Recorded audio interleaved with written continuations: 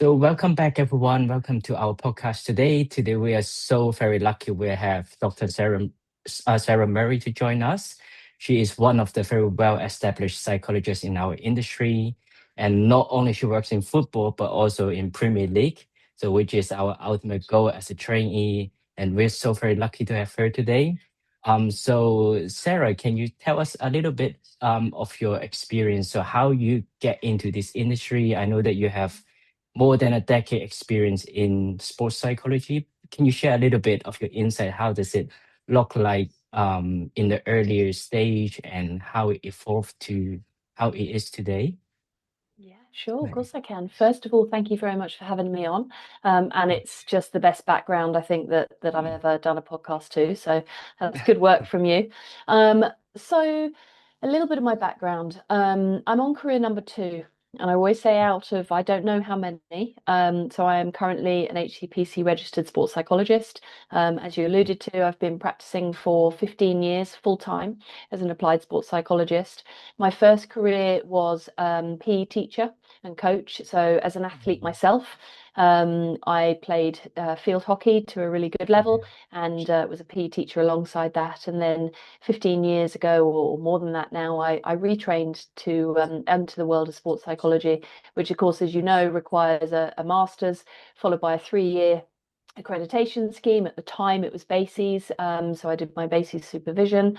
And those early days of being a sports psychologist, I was really, I guess, unaware of where I might end up. All I knew was that I wanted to work with athletes. And the irony is, and a lot of people talk to me about this, the irony is that although to the outside world it does look like I've had some really shiny badges that might look impressive, particularly in football, actually that I was never going after working with Olympic athletes or Premier League footballers or professional athletes. I always thought that would be nice, don't get me wrong, but it wasn't like my end goal.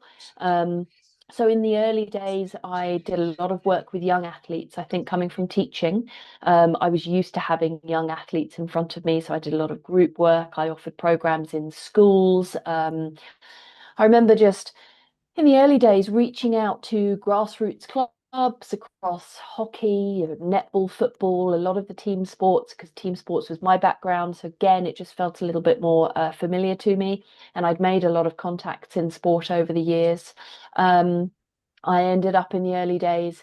I remember turning up to a field in the middle of Sussex, to a little hut in the middle of nowhere, thinking this, in hindsight, probably wasn't that safe. But that's where I met the Sussex Football Referees Association. And I remember just doing a short session on applied pressure and how to cope with pressure in as a football referee.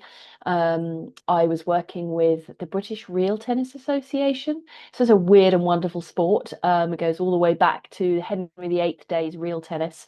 And I ended up doing work for them. So of course I had to learn about the sport, which was really fun. I always talk about Rodney. Rodney was one of my first ever applied sports psych clients. So I'm back in sort of 2009. He was a retired GP doctor. He was in his early 90s and he'd taken up golf. And I remember he called me to say, I've always been a very calm man and I've taken up golf and suddenly I have anger problems. Could we do some work together? And it was just so eclectic, the mix of people and the standard. I was also very fortunate. I was doing work into the England women's cricket pathway as well. So I was doing a little bit of work at the elite end of sport, but also lots into grassroots, lots of variety. I was writing articles for magazines. I was doing group presentations. I was doing one-to-one stuff. Um, it really was just everything and anything, and I really enjoyed it. And then through connections and through LinkedIn, actually, I was really curious about what the landscape looked like for sports psychologists in football. So we are circa 2013, early 2013 now. And I reached out. I'd had a LinkedIn request from the director of football operations at Brighton Hove Albion, a lovely guy called David Burke. And he connected with me, and I sent him a little message saying, oh, I'm a sports psychologist. I'm really curious about how this looks in football. And naively at the time, I thought the sport with the most money would have full-time sports psychologists in all the men's first team in the Premier League. Of course they would. So I said to him, oh, I'd love to know what it looks like at academy level, thinking, they would have lots of sports psychologists in the club. He said, oh, we don't really do sports psychology, but we really want to do it properly, and we are thinking about how that might look in the club. And so we had a meeting, and long story short, the meeting turned into, would you like a full-time job? So of course, very, very fortunate, and interviewed for it, and was offered the role as the first full-time sports psychologist for the club, and one of the first full-time sports psychologists into a men's professional football club, all the way from men's first team Wow. down to academy, down to under nines, and everyone in between. That was 2013, and I was 9 seasons full-time with the club across various roles. Well, Terry, do you want to go first? Yeah, amazing Yeah. journey. That If you doesn't take backtrack us a to little today. bit, I apologize. Yeah. That only yeah, takes us to 2022. that's already Yeah. quite a lot though in the first few years. You kind of evolved from just reaching out to who you knew and then just getting to know more people and expanding your network and actually asking for that opportunity because otherwise that might not have been given to you. If we go back to what initially made you want to go into sports psychology, from being a PE teacher to Yeah. actually different career. Little bit of me search, I think there is. I was always fascinated by human performance. I played multiple county sports and like national level javelin thrower, National League hockey. Like I was a proper sport billy. I love sport and still do, even into my well into my fourth decade. But I think for me, I always knew that I struggled in big match moments. I was one of those athletes that trained really well, but when it came to big matches, cup finals, taking a penalty on the hockey pitch, I never showed up in the same way. I also, in my late teens, struggled with the individual sports that I was playing. So I was a javelin thrower and playing tennis at the time, and I gave both of those up because I really found it difficult for all the pressure just to be on me. So I was always interested in that. And throughout my time PE teaching, I think I always knew that whilst I wanted to be a successful PE teacher and I wanted to be a head of department, and I was really career driven, I also, I think early on knew that PE teaching wasn't going to be my only career. In my late 20s, I actually suffered mental physical burnout, like a chronic fatigue disease. And so it was in my late 20s that I changed direction, much earlier than I ever thought I would. But it was sort of that event, which was really tough, that initiated me to want to do a master's in sports psychology, which then I loved so much. I just was passionate about how I might be able to, what does it look like in the applied field? So I went straight onto my BASIS supervision and training after my master's. So I think there's a passion for human behavior and a curiosity for why we do what we do, and understanding how mindset impacts performance, and understanding and doing the work on ourselves, and figuring that out. So I think that just for me, it sparked, the journey that I've ended up on. Yeah, it's fascinating. I guess for all of us trainee, there's always a reason to get us into the industry in the first place. And quite a lot is we used to be an athlete and somehow we struggle some part. Yeah. And we believe in mental health, and that is why we want to do this and we want to Yeah. do it properly. Yeah, I do have a question. So in like earlier stage of sports psych, so how does it look like when you speak to coaches about doing sports psychology work compared to nowadays? Do you think it is easier to speak about it, or do you think it is not so much of an improvement? I think it depends. That's such a psychologist's answer. It depends, but it Yeah. is really it's person to person specific. Mm. It depends on that coach's background, their any sort of previous experience that they've had with psychology as a profession more broadly, but also maybe with sports psychology, their own journey, age, like cultural background, beliefs, values, all of these things will influence like how much they engage and want to lean into working with a sports psychologist or not. There's definitely been a huge shift in the last 10 years, massively, and particularly in football, but also across multiple sports, of not viewing the sports psychologist as coming in just to fix a problem. I think traditionally, and certainly in the UK, we tend to look at psychology as something that happens when there's been a problem that needs fixing, rather than just something that, and this is where it's shifted to. I believe psychology now is becoming more mainstream as something that is just a maintenance piece, that there doesn't have to be something wrong with you to want to learn more about yourself, improve yourself, find out what routines and mental strategies and techniques work for you as an athlete or as a human. So there's a big shift towards a more proactive lens on psychology and using psychologists. I always, certainly now in my practice, when I meet with coaches or when I meet with athletes, but particularly with coaches whom I work with solely, I don't do very much athlete work anymore. I often think about, essentially, if you work with a strength and conditioning coach, if you go to the gym, and most of the coaches I'd work with, I often say, do you go to the gym? They're like, yeah, I go to the gym. I'm like, why do you go to the gym? They're like, to get fitter. I said, have you got an injury then? Is there a problem with you? And they're like, no, I've got no problem at all. I'm like, well, why do you go to the gym then? Why do you bother? And they're looking at me really quizzically, like, oh, I don't know where she's going with this. They're like, well, because, I want to get fitter or maintain my fitness. I'm like, yeah, absolutely. I agree. I totally get that. And the work we do as sports psychologists can be the same. Like, you don't have to have athletes that have got a particular problem to work with a sports psychologist. They can be mentally in a fantastic, great shape, really mentally fit, really robust, resilient, lots of great strategies. But it doesn't mean that we can't do work to make it better, to sustain that, to sustain performance and to improve. And then, of course, much like the physical, working with the body, sometimes you do go to the gym or see a strength and conditioning coach because there is a little bit of a niggle or an issue that you want to specifically work on. And likewise, absolutely, you might work with a sports psychologist because there is a little bit of a niggle or something more negative that you want to work on. But I think we mustn't assume that there's a problem. And so the way I would work with coaches these days is very much from a strengths-based perspective. I use a lot of positive psychology, although my philosophy is grounded in humanistic practice, with a fair bit of integrative work there, just meeting the athlete or the client where they are. How would you say, what did you start off when you started? What was your approach when you first started out, and how's that evolved? What a great question.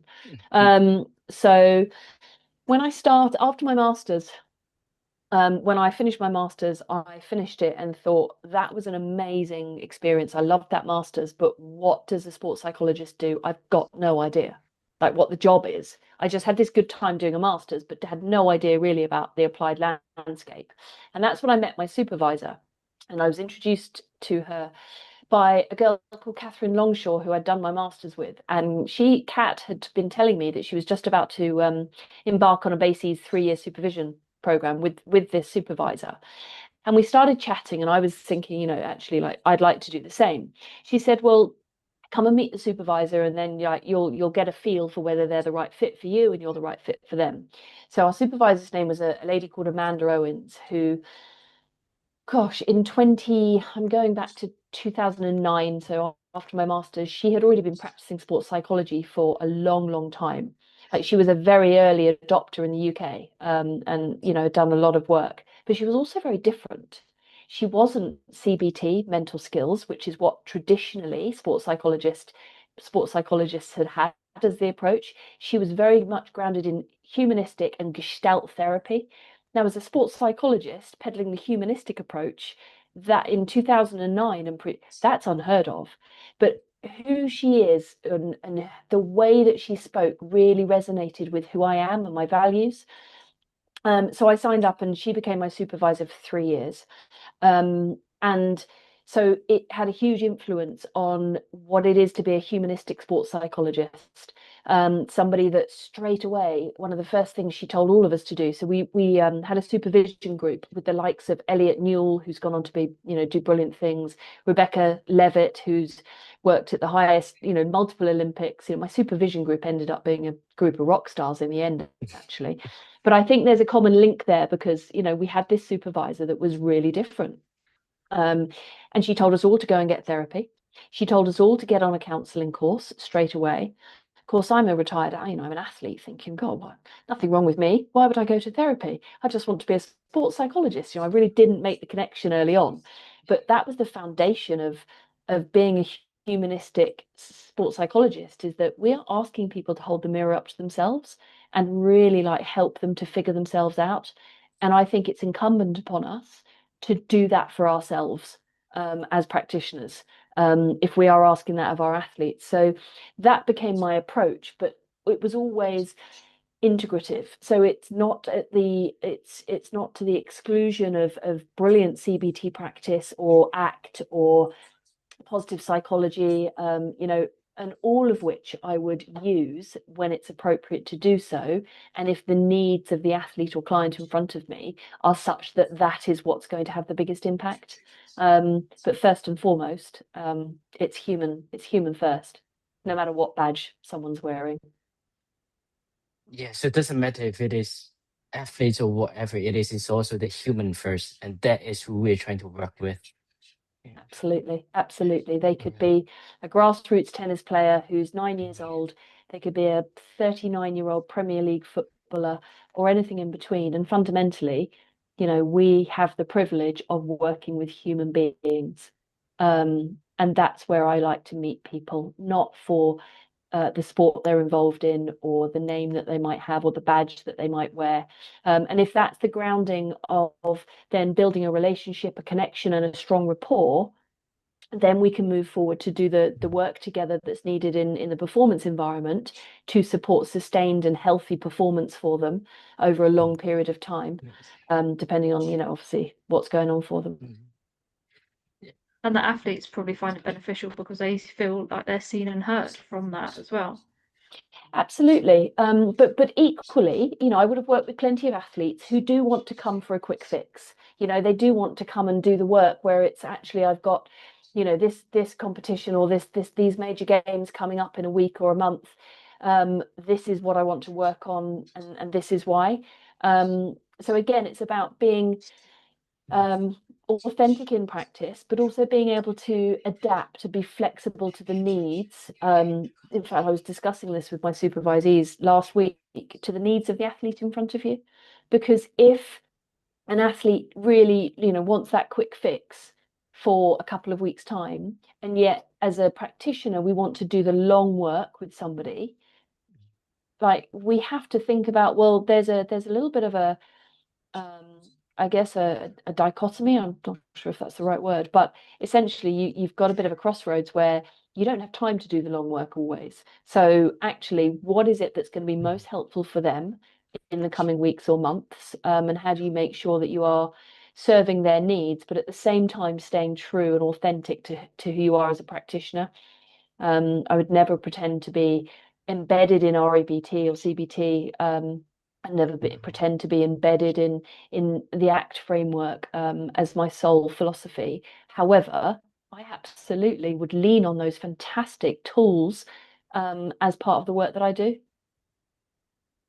Sorry, I also want to circle back to what you said earlier. I think it is really important when we promote sports psychology. And it is what you said about how you approach S&C coach. So it is same as that. And when we work with sports psych, it's also about training something that they're already good at, but it's always something that they can improve. Yeah. So is there a better way for us trainee to bring that up to coach, to point out what we want to improve for athletes or what they can improve on?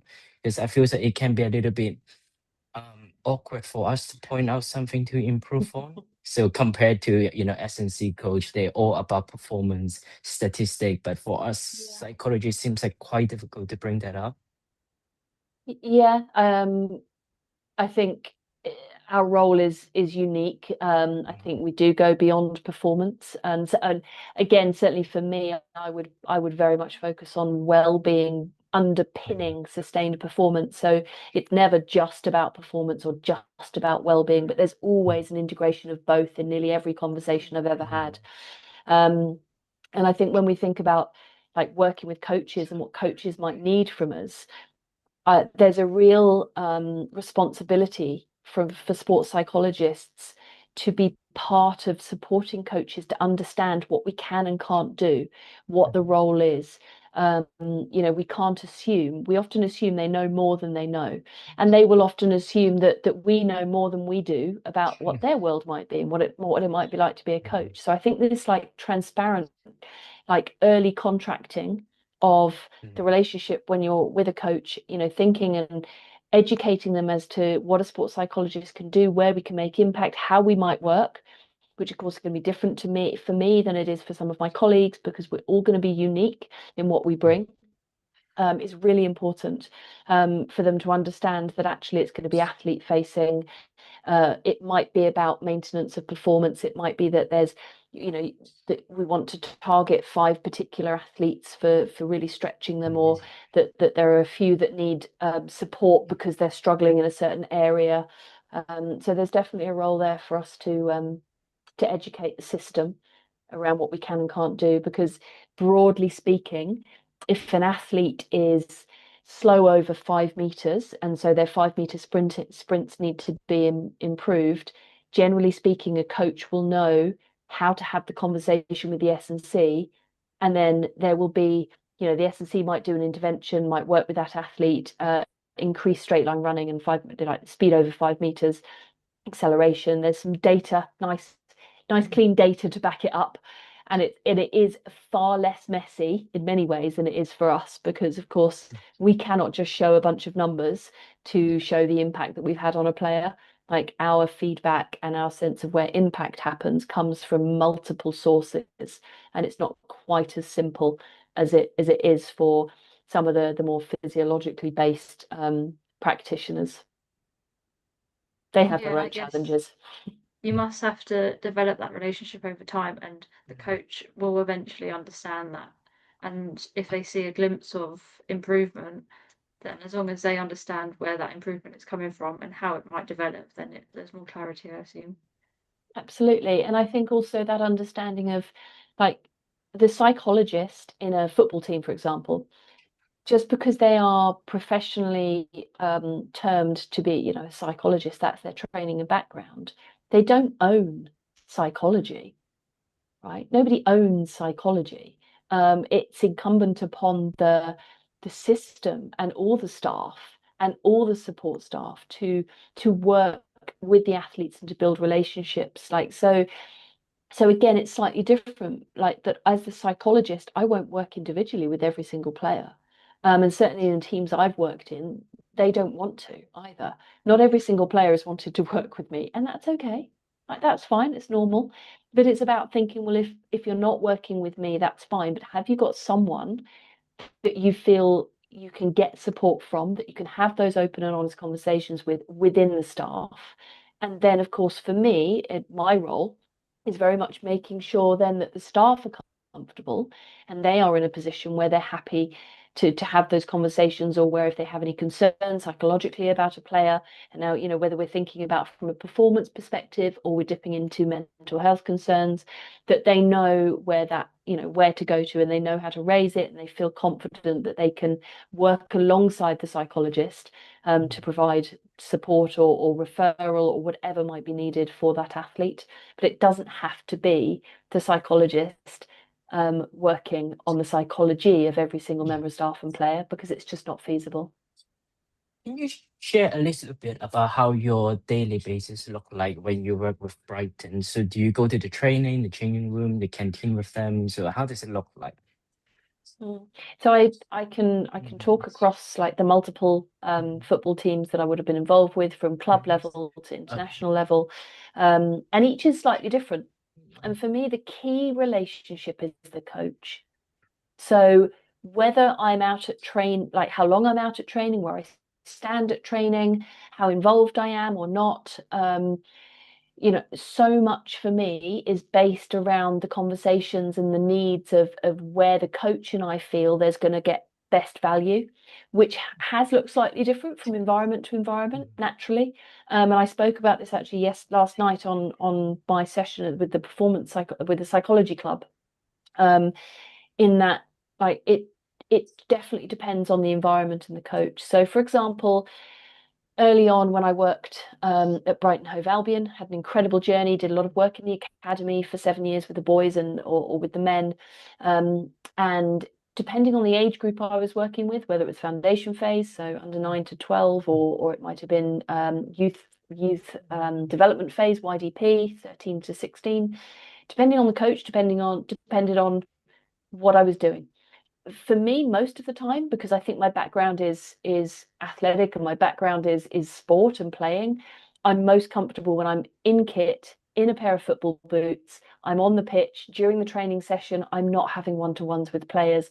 I'm pretty much very, very good at picking up cones, collecting balls. I've spent years practicing.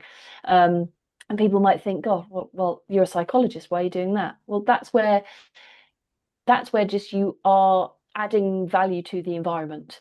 And if what's needed is for me to stand and be a dummy defender for an hour, I've done that in the past. If walking a couple of laps of the pitch with an injured player during training is what's helpful, then I've done that in the past. So I definitely have been with some coaches. On game day, for example, I've been on the bench, like right by them. With some coaches, I've been sat behind the bench or not sort of in the sort of prime position. That's where they might want me. Some coaches are happy that I wandered onto pitch, collected ball, just had quick chit chats with players or whatever it might be in the break. Some coaches wanted me on the sideline during training and not interacting, and that's fine. So, but it's all in agreement with like the environment and how we've decided to work. But generally speaking, it's in kit, in a pair of football boots, it's on the pitch, it's really applied work. With the conversations not being, I'm going to speak, can I see you for 1 hour and you've got your 1 hour sports psychology session with me at 2 p.m. today? Because applied world of sports psychology is messy. And it's fast paced and it's dynamic and you never know what you're walking into any day. And you have a plan and then it goes out the window and lunch is changed and then the training session goes later and then your workshop gets cut in half and then your one-to-one time is nothing. And then so you have these conversations with players or staff and you get very good at brief intervention work, 5-10 minutes here and there, built up across a period of time, which equals some really good work.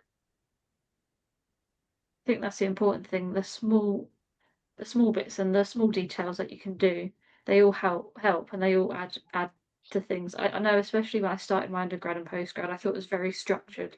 I thought you'd go in, you'd have a classic office and everything, and like people would be willing to talk to you. But actually, it's nothing like that at all. Every day is different. Even if you're with that same group, one day, like you can just build in those relationships. You can pick up on the small changes as well. I think a bit better. Yeah, absolutely. And in private practice, if I see clients one-to-one, then it might be face-to-face, but post-pandemic, generally speaking, these days there's a lot online, so that is a bit more traditional because you have booked 55 minutes or an hour and you are there for a specific reason. But certainly when you are within a system, within applied netball, football, cricket, athlete, whatever it might be, it is about grabbing time with the athletes as and when. It's about knowing when to intervene, when not to. And fundamentally, for me, as I said, coach is king or queen. It's the most important, it's the most important relationship for me. Yeah, I resonate with it a lot. Sorry. Yeah, No, you resonate a lot. Yeah, just in my training so far, it just feels like I was employed as a sports side, but I'm not doing the sports side work. And I just feels like, am I being a sports side here when I just pick up cones, just be with the athletes, sit on the bench with them? Is it part of the sports side work? But somehow it lead to some really meaningful conversation. And just never know. And what it resonated a lot with me, and I just feel really reassuring to hear it from you. Absolutely. Like I always ask my supervisees, where does the work happen? And when I work with coaches in coach development programs, I ask them, where does coaching happen? Like, and where does sports psychology happen?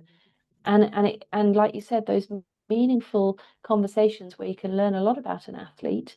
It might be over a coffee at the coffee machine, or sitting next to them on the bench whilst they're lacing up their boots, or it might be in the corridor, or bringing in the kit from the pitch. And then you might end up like in a position where they're wanting some more, I suppose, traditional one-to-one work, where you might arrange to meet them and go for a walk, or have a coffee and do your one-to-one work there, and lean into what other people might see as more traditional sports psych work. But it definitely happens everywhere, and it's about influence, isn't it?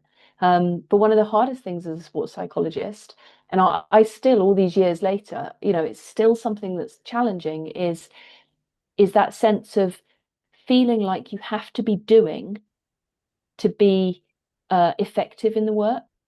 So, I can't just sit and have a chat with this person, because I need to be seen to be providing evidence and data, and which, of course, when we think about client notes and confidentiality, is really important. But at the same time, a lot of our work is about, essentially, I sometimes feel like an imposter because I'm just paid to have like conversations and have a chat with people. Is sometimes what it feels like, and it can feel really hard because you feel like, oh, is that the work? Like I need to be doing more, more, more. So there's some really, really strong reflections for any sports psychologist, no matter whether you're early careers or 20 years into it, to always have on that. So how do What you would you manage? say? Sorry, sorry. I was going to say, what would you say, looking back on your career, some of like the key points that stand out to you, like some of your highlights, like memorable things that you've actually, if you've noticed some change, or I don't know, anything that you can think about, like something that's actually stayed with you and actually made you realize like this is the right career for me? Yeah, I'm really lucky. Do you know what? I've met and worked with some brilliant people, and it's the people and the environment that attracts me, not the badge. Because if the badge is big and shiny, but I feel like the values and the way they work and what they might want from me is totally against who I am and how I work, I wouldn't do it. Um, and so if I think back to early work, I think back to some of the psychological frameworks and language and the models that I put in place in my early work, in academy football. Really proud of that, creating a language for the whole academy, for all coaches to be familiar and feel comfortable talking about the psychology of players and what it is and what it isn't, without feeling like it's this big, scary, area that needs elongated words and things that they don't understand. But actually, we created together some really good stuff. So I'm always proud of that.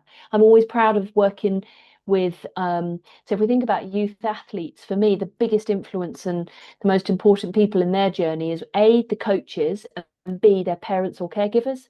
So I'm really proud of always working with parents and caregivers of athletes, and still do a lot of work in that area as well. I'd be really proud of a couple of relationships that I've had with coaches where it's been a really tough start and they've not really bought into sports psychology, and they push back a bit, but I've built a relationship on a human level with them, from which we've then actually gone on to do some really good work. So definitely proud of moments like that, because fundamentally who I am is how I show up professionally. um, so my philosophical underpinning, the way I approach my work, is based on not just my professional qualifications, but also my life experience and just who I am as a person. So showing up that way, consistently and authentic, yeah, I think it's always stood me in good stead. I've always done that, and I appreciate, as I've got older, that's got easier, and when I was younger, that is harder. But as I've got older, I find it easier to sort of just show up and be me. Yeah, that is really important to just be ourselves and just actualize our value. Yeah, I Yeah. was about to ask you, how do you manage your relationship with coaches? Because as you said, the coach is the king or queen in the team. So quite possibly they're the person that we need to please as a sports psych. So sometimes I kind of do get myself in that position and just want to show my best to the coach. And but how do you manage that? Because sometimes maybe they're the person that have some work to they need to work on, not just the players. So Yeah. how do you manage this kind of awkward relationship? Contracting is really important, isn't it? Our entry into Contract. that applied environment, who brought us in? What do they expect from us? Because as a sports psychologist, there are so many things that we can go after in an environment. Is it one-to-one work? Is it group sessions? Is it staff facing? Is it player facing? Is it systemic work? Is it culture stuff? You know, is it mental health based? Is it performance based? Is it like there are so many elements of value that we can bring, and all of us will have a different sweet spot for what we enjoy or we feel like we're best at as a sports psychologist. So that early conversation with the coach is massively important, and I think it's really important to actually ask them like what do they see as the value, like what would they like us to be impacting, and for us to be able to be strong to say absolutely we can influence that and let's work on it together. Or if they say, well, I'd like you to, and I remember being asked by a coach once, right, Johnny has got emotional control problems, like Johnny's got a problem, just go and fix Johnny. In fact, I've been, Johnny's a pseudonym obviously, but I've been asked that lots of times, like just go and fix him. I'm like, well, that's like telling me that I'm an S&C and you want me to make him quicker by the end of next week. Would you tell the S&C that? Like you wouldn't, because you know that you can't make someone quicker physiologically over the course of a week. Just like I cannot fix somebody. If I could, and I always make a bit of a joke of it, if I could fix somebody, I'd be worth millions, wouldn't I? Like that's not how this works. And so again, that's where the educational piece comes in around what you can and can't do, the influence you can and can't have. And again, like confidentiality, like the first conversation we need to be having with coaches is just talking to them around our confidentiality, our boundaries, that we will not be telling them the ins and outs of our one-to-one conversations with those players. However, you're right in what you said, because actually, like the coach, for him or her to do their job properly, to impact performance and to have that relationship with the athlete to get the best out of them, how much do they need to know? What is helpful information for them? And so how do we contract with the athlete around like their permission for what might get shared back or not? And so very often with athletes, I contract and I ask permission for themes of our conversations. So the theme of our conversation might be fed back to the coach, but none of the details. And 9 times out of 10, like athletes are like players I've worked with are absolutely fine with it. And they've said, yeah, that's fine. And obviously I've got it in writing from them that they're happy that I say, look, these are the themes I'll take back to the coach because for him or her to get the best out of you. And very often they're like, yeah, no, I totally understand that. Like that's helpful. And then I can ensure that my relationship with the coach is strong. And I'm supporting them to make sure that pitch performance is as good as it can be, and we give the opportunity for the athlete to thrive in that environment and feel safe. Thank you. I learned a lot from you today. I guess I'm conscious of time. I guess just one last question from you. Like for us training, how can we get ourselves into Premier League? Like, what are your best advice to? Into the Premier League, I'd say be careful what you wish for. If you want to work 7 days a week, be burnt out mess of a human being, I mean, then crack on and work in professional sport. But no, all jokes aside, I think be curious. Just be really curious about your own value and where you attach your worth. Because truly, my worth as a person is not based on any badges I've worn. Like the value of me is not based on whether I've got, a Premier League player in front of me or a manager that might have a famous name, or like the value of me is based in who I am and what I do and any conversation I have with anybody. So like just be curious about why you're wanting to be a sports psychologist, the impact that you want to have, and what is your relationship to being kind of, I don't know, working at the Olympic level or with elite athletes, you know, can we assume that the best sports psychologists work with the best athletes? I argue that's not the case. I argue we've got some fantastic practitioners working at Olympic and elite and Premier League, you know, elite level. Yes, absolutely. We've also got equally brilliant practitioners working with grassroots, or working with regional teams or athletes, doing brilliant work. And the value of one is not higher than the other for me. And I know that's where the irony comes in, because I've ended up with some shiny badges. Yeah, because the work we do at the beginning, I know now, even though I'm working at a recreational level, Yeah, I brilliant. actually feel like it's still very valuable, and like people at that level deserve the psychological support as And well. often more grateful. They're often more grateful as well. Yeah. Like, you know, and you often can make what might feel like more of an impact. I mean, what is more incredible than thinking you have had an impact and played a small part in an athlete's journey, whether it's a 12-year-old rugby player that you worked with for a couple of years, 10 years ago, but they remember it and you impacted them, or somebody that goes on to be an elite athlete. There's no difference. Like, what a privilege to just think, yeah, like you might have had a small positive impact on their understanding of themselves and their psychology, and you know the way that they approach their matches and their mental performance. Like, brilliant. That's great, right? Yeah, So and that's it not is, really answered your question, has it? well, No, no, they're I guess really it's even powerful more messages. valuable. Yeah, It's just, but it's my, you know, yeah, this is everything, of course, is just my opinion and just who I am and the way I work. And you'll get very different answers from different practitioners, naturally. it is better than what I expected. Honestly, I learned a lot from you today. Yeah, Thank thank you. you very much. See, that makes my day. If I've had a Yeah. small impact on your day, like that's a win. I couldn't ask for anything more. That's brilliant. And we always tell our athletes to celebrate the small wins, so we should too. Yeah, 100%. Absolutely. No, thank you both.